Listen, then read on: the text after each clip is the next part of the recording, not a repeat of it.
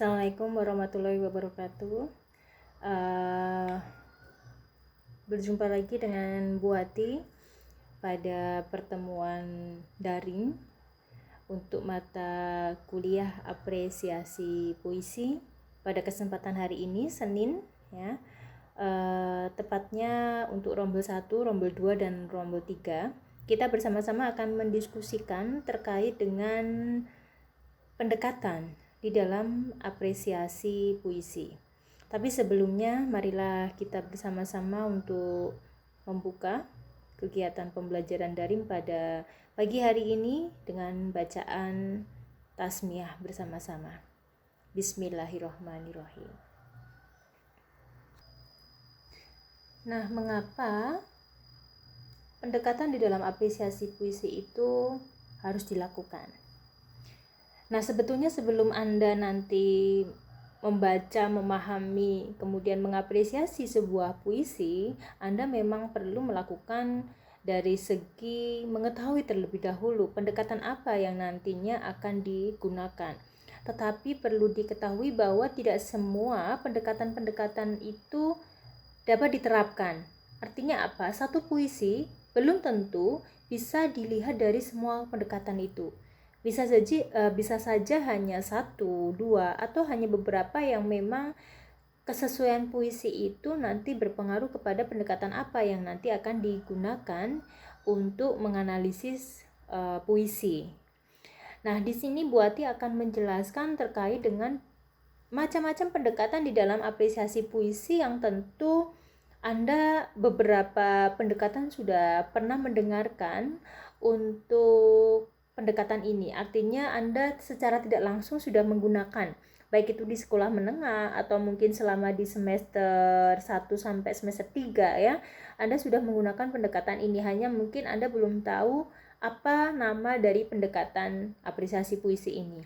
Nah, di dalam macam-macam pendekatan apresiasi ini nanti Bu Ati lebih menjelaskan pada jenisnya yang terdiri atas 14 pendekatan. Apa saja? Yang pertama untuk pendekatan analitis, ya, pendekatan analitis. Kemudian yang kedua pendekatan emotif.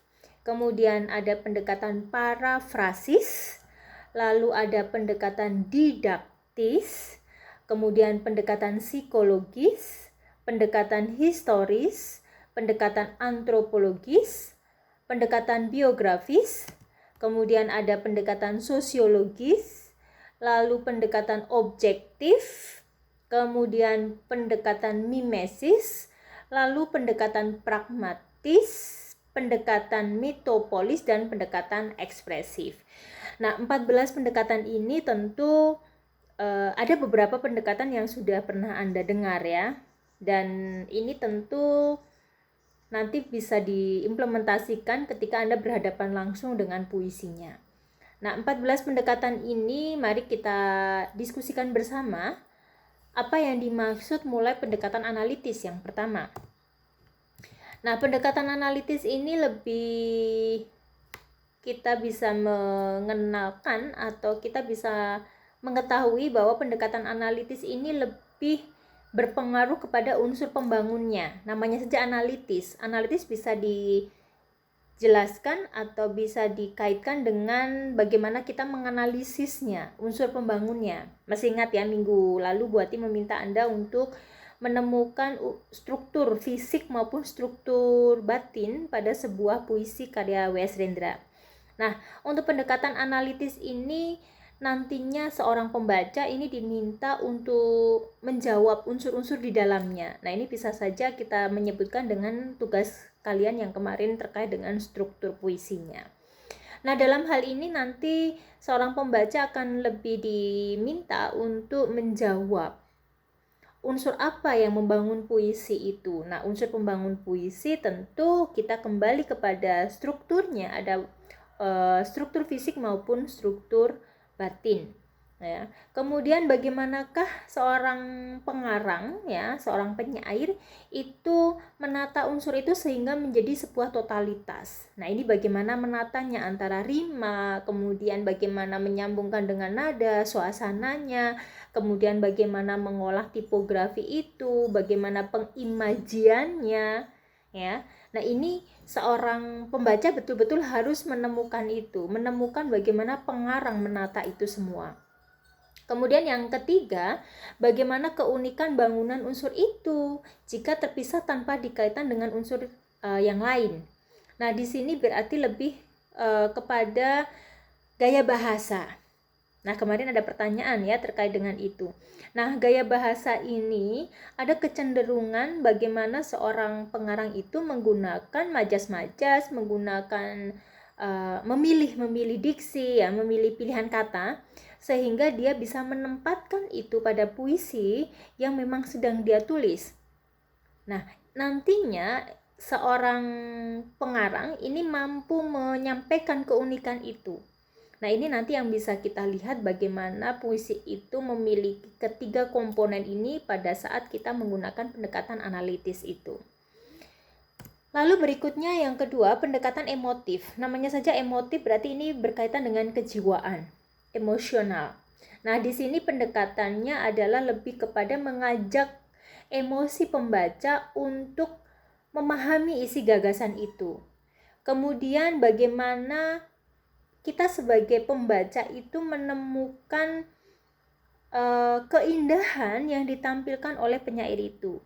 Nah, bisa saja seorang penyair itu menuliskan memang dia menggunakan emosional, menggunakan konsep untuk menggugah emosional seorang pembaca. Mungkin di antara Anda tanpa Anda sadari ketika membaca sebuah karya sastra, khususnya puisi, Anda seolah-olah ikut geram, Anda seolah-olah ikut terenyuh, atau pada saat puisi itu tentang puisi putus cinta misalnya, Anda seolah-olah bahwa Anda yang merasakan Anda sedang putus cinta begitu. Atau seorang Asmaradana ya, mungkin Gunawan Muhammad, atau mungkin beberapa puisi tentang bagaimana perasaan itu dikaitkan, itu seolah-olah Anda yang merasakan betul-betul ada di dalam puisi itu. Nah, ini kalau kita kaitkan dengan karya sastra secara global ya, berarti kita seolah-olah berada dalam tokoh itu. Kalau cerita yang memang Anda hayati betul-betul gue banget gitu ya. Nah, ini yang mungkin perlu diketahui bahwa pendekatan emotif itu lebih menggunakan pada konsep kejiwaan untuk seorang pembaca, melekatkan di situ. Kemudian yang ketiga, pendekatan parafrasis. Ini saya pikir pendekatan yang memang sejak SD atau SMP ya, kita sudah menggunakan itu karena kita menggunakan pola parafrase.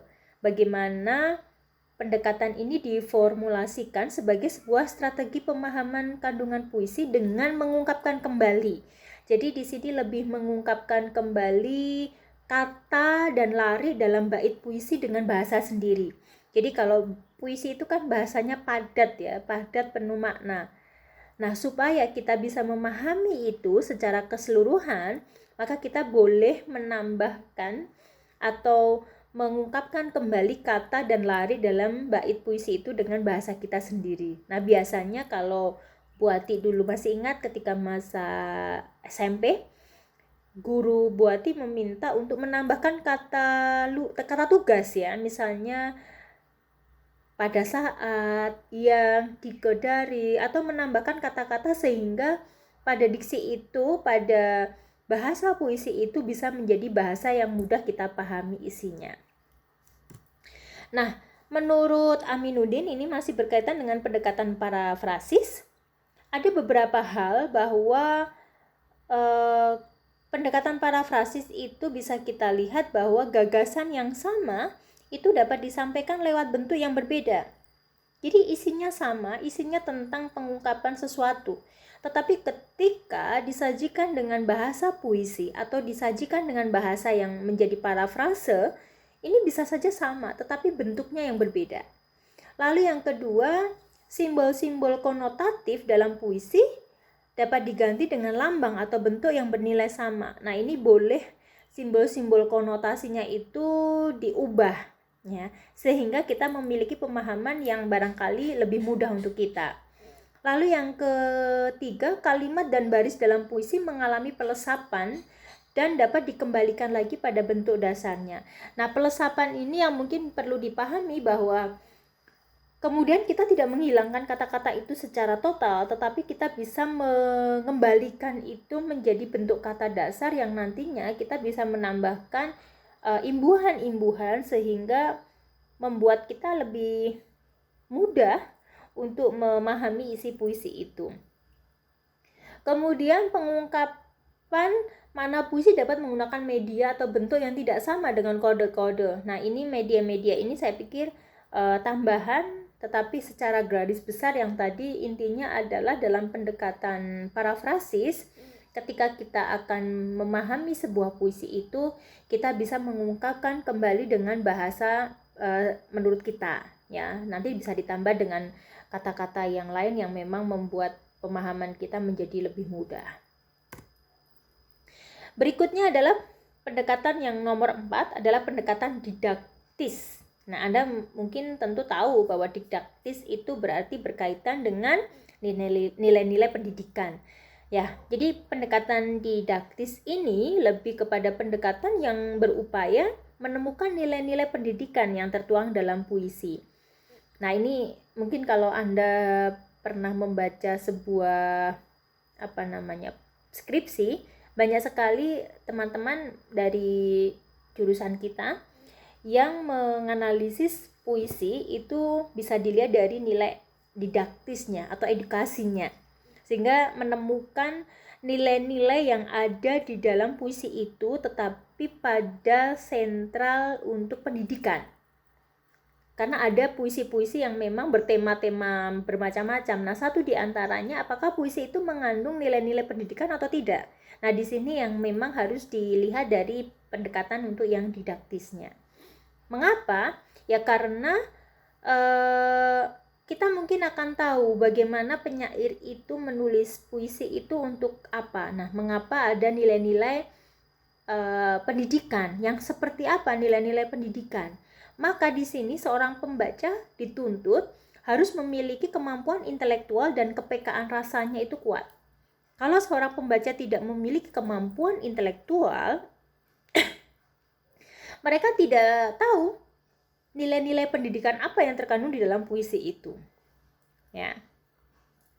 Oke, sampai di sini untuk pendekatan apresiasi puisi, ya. Ada 4 yang sudah buat dijelaskan. Yang pertama analitis, kemudian yang kedua emotif, kemudian yang ketiga parafrasis, dan yang keempat adalah didaktis. Sudah memahami konsep 4 ini dulu ya. Oke. Selanjutnya untuk yang kelima, pendekatan psikologis. Nah, pendekatan psikologis juga tentunya Anda secara garis besar sudah memahami. Psikologis berarti tentang kaitannya dengan kejiwaan. Kalau tadi untuk emotif itu kaitannya dengan emosi, perasaan. Sama penjiwaan, tetapi terkait dengan psikologis sedikit berbeda. Kalau emotif ini bagaimana menggugah, mengajak ngaduk-ngaduk emosi pembaca, tetapi kalau yang psikologis ini lebih menekankan pada karya sastra itu sebagai gejala kejiwaan. Nah, karya sastra dianggap sebagai hasil aktivitas penyair yang sering dikaitkan dengan gejala kejiwaannya. Jadi bagaimana pendekatan ini melihat dari kacamata psikologi penyair itu, ketika dia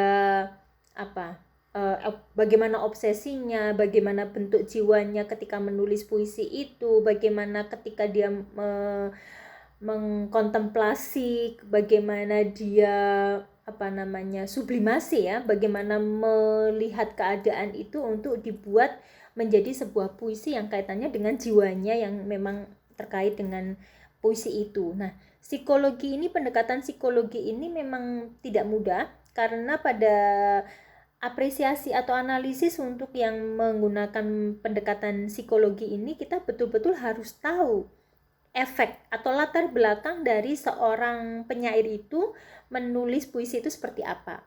Tetapi kalau emotif yang tadi, kita bisa saja hanya melihat pada cerita itu, pada puisi itu. Ya, sedangkan yang psikologis kita harus tahu gejala kejiwaan yang dialami oleh seorang penyair itu seperti apa. Kemudian historis ini juga lebih ke ekstrinsik ya, artinya di luar unsur teks itu. Mengapa? Karena pendekatan historis ini kita menelusuri arti dan makna bahasa yang ditulis penyair. Kita mungkin tahu bahwa pendekatan historis ini nantinya kita akan tahu puisi itu mewakili zamannya. Pernah membaca puisinya Taufik Ismail. Tentu kita tahu Taufik Ismail itu kritik sosialnya sangat luar biasa. Sehingga pada saat kita membaca karya-karya Taufik Ismail, kita akan tahu bahwa itu pada zaman peralihan Orde Baru ketika lengser misalnya tahun 98, atau ketika masa Orde Lama, atau pada saat Balai Pustaka. Maka pada saat kita membaca sebuah puisi dan kita tahu historinya, tentu puisi itu yang kemudian akan mewakili zamannya. Nah, di sini kita harus menelusuri bagaimana historis puisi itu ditulis oleh seorang penyair. Itu untuk yang nomor 6, pendekatan historis. Berikutnya adalah pendekatan antropologis. Nah, antropologis ini juga Anda tentu tahu dari kata antropologi ya, pada saat sekolah menengah yang SMA mungkin ada beberapa mata pelajaran antropologi. Nah, antropologi ini kaitannya dengan asal-usul adat, kepercayaan dari sebuah karya sastra. Nah, di sini pendekatan antropologi itu lebih mencoba mendekati sebuah puisi itu dengan menekankan pada aspek-aspek itu. Bagaimana asal-usulnya, adat kepercayaan yang ada di dalam sebuah puisi itu. Nah, ini mungkin tidak semua ya puisi punya riwayat seperti itu, tetapi mungkin ada beberapa puisi-puisi tertentu, puisi tentang adat, mungkin lebih ke puisi-puisi Jawa begitu, ini kuat sekali tentang pendekatan antropologis kalau kita mau menganalisis dari pendekatan itu. Lalu nomor 8, pendekatan biografis ya. Biografi berarti berkait dengan biografi seorang penyairnya. Maka pendekatan biografis ini lebih kepada pendekatan yang menekankan pada kreativitas seorang penyair itu menulis puisinya, dilihat dari sejarahnya. Nah, kalau yang historis tadi lebih ke sejarah puisinya, tetapi kalau biografis ini lebih pada titik seorang penyair itu menulis puisi itu. Nah, nanti pendekatan-pendekatan nanti ini lebih hampir-hampir mirip, maka Anda perlu mencermati kata kunci dari nama pendekatan itu. Nah, pendekatan biografis ini dianggap sebagai pendekatan yang paling tua di dalam apresiasi puisi. Karena sebetulnya sebelum lahir pendekatan-pendekatan yang lain, kita bisa menemukan isi puisi itu dengan cara kita mengetahui terlebih dahulu biografi seorang penyair itu. Kita tahu bagaimana seorang Chairil Anwar, mengapa puisi Aku Ingin Hidup 1000 Tahun Lagi itu muncul, mengapa ada puisi doa ya. Karena apa? Kita tahu bagaimana latar belakang riwayat Chairil. Nah, dia waktu itu kan di Jakarta yang memang terkenal dengan, mohon maaf, suka gonta-ganti pasangan, sehingga dia mendapatkan sakit sifilis atau yang sekarang mungkin HIV.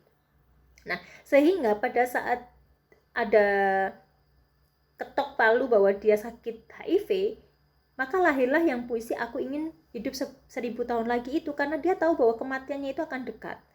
Nah, tentu kita harus tahu terlebih dahulu biografi, latar belakang seorang penyair itu menulis puisi ya, bukan kemudian dia bermimpi akan hidup untuk lebih lama lagi, tidak, tapi karena ada riwayat itu. Nah, sehingga di sini penciptaan puisi itu tidak bisa dilepas dari karakteristik penyair dan lingkungan sosial masyarakatnya ya. Jadi bagaimana puisi itu muncul itu pasti sangat berkaitan erat dengan karakteristik penyair dan juga sosial masyarakatnya. Nah, mungkin Anda nanti akan menemukan berbagai macam puisi yang tentu Anda tidak bisa hanya pada sisi puisi itu. Kalau memang Anda ingin menggunakan pendekatan biografis. Kalau Anda ingin menggunakan pendekatan biografis, berarti Anda betul-betul harus menelusuri penyair itu. Siapa dia? Bagaimana kondisinya? Bagaimana kehidupannya? Bagaimana lingkungannya? Itu sangat harus secara kompleks. Yang nantinya kalau Anda sudah tahu Anda baru tahu bahwa puisi itu maksudnya apa.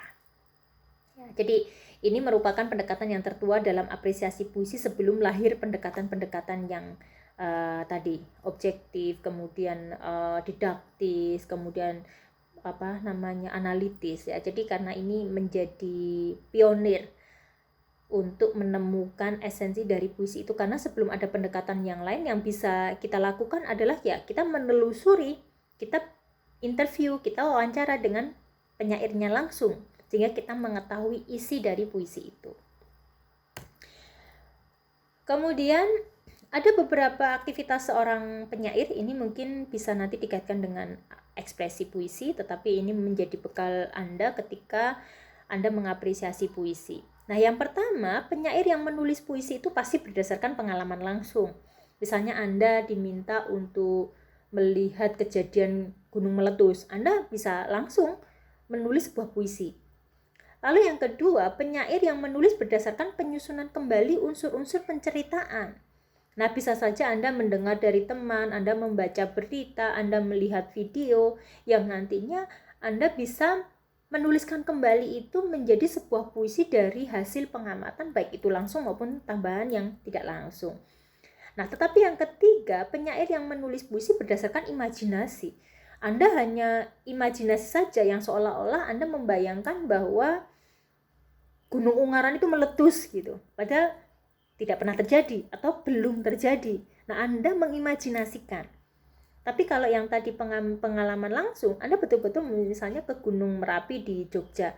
Anda melihat ada gunung yang meletus, Anda merasakan, Anda yang mengalami, Anda harus lari terpontang-panting, dikejar awan panas misalnya. Nah, di situ Anda bisa menuliskan sebuah puisi itu dari pengalaman langsung. Atau yang kedua, dari yang tidak langsung tetapi Anda menyusun kembali unsur penceritaan.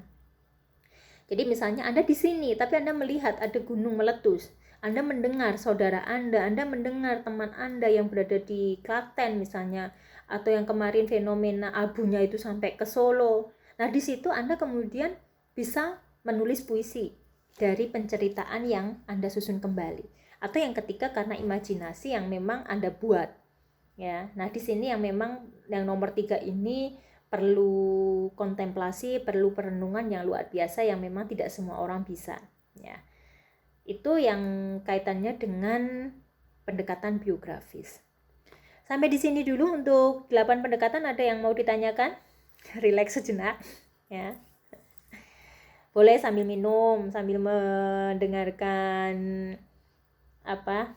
presentasi dari Bu Ati, penjelasan dari Bu Ati, boleh Anda sambil minum ya, atau nonton sambil tiduran ya. Ya, 8 pendekatan.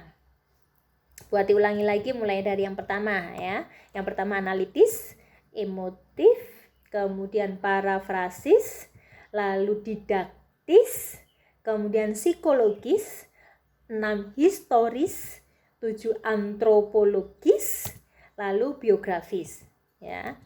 Kemudian yang 9 sosiologis. Pendekatan sosiologis berarti berkaitan dengan apa? Ya, sosial ya.